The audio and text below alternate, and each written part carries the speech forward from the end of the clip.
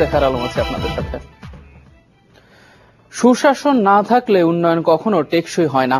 এজন্য দেশের সুষম উন্নয়নের জন্য দরকার আইনের শাসন।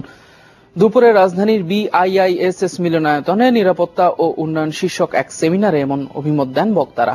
উন্নয়ন পরিকল্পনায় তরুণ প্রজন্মকে সম্পৃক্ত করার উপরও গুরুত্ব দেন তারা। অনুষ্ঠানে দেশের বর্তমান জঙ্গি তৎপরতাকে আন্তর্জাতিক ষড়যন্ত্র হিসেবে অভিহিত করেন পরিকল্পনা মন্ত্রী আহম মুস্তফা কামাল। উন্নয়ন এবং নিরাপত্তার চ্যালেঞ্জ মোকাবেলা বিষয়ে আয়োজন করা হয় এই সেমিনার। অনুষ্ঠানে বক্তারা দেশের সাম্প্রতিক জঙ্গি হামলা এবং সন্ত্রাসের উত্থান নিয়ে নানান মতামত তুলে ধরেন এবং তা মোকাবেলা করতে না পারলে অর্থনীতি ক্ষতিগ্রস্ত হবে বলেও মনে করেন তারা। বক্তারা বলেন, তরুণ প্রজন্মের সামনে সুনির্দিষ্ট লক্ষ্য না থাকায় তারা হতাশ হয়ে জঙ্গি হয়ে উঠছে।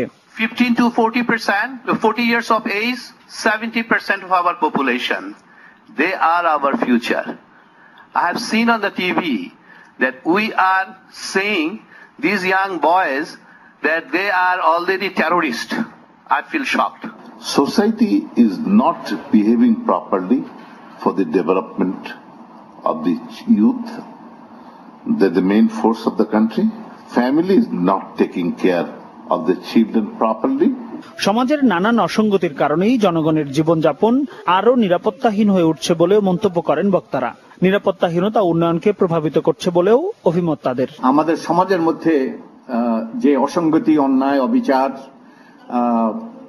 গণতন্ত্রহীনতা, সুশাসনের অভাব ইত্যাদি ইত্যাদি, অপশাসন অনেক ক্ষেত্রে, আইনের শাসনের অভাব ইত্যাদি হলো মূল কারণ। কেন এই টেরোরিজম গ্রো করছে আজ পর্যন্ত অন্তত ওপেন তথ্যে আমাদের কাছে নেই।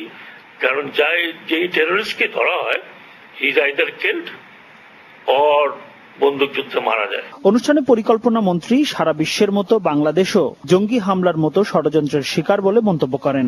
সমস্যা সমাধানের জন্য যদি যুদ্ধাস্ত্র কিনেন, গোলা বারুদ কিনেন, you can't buy peace.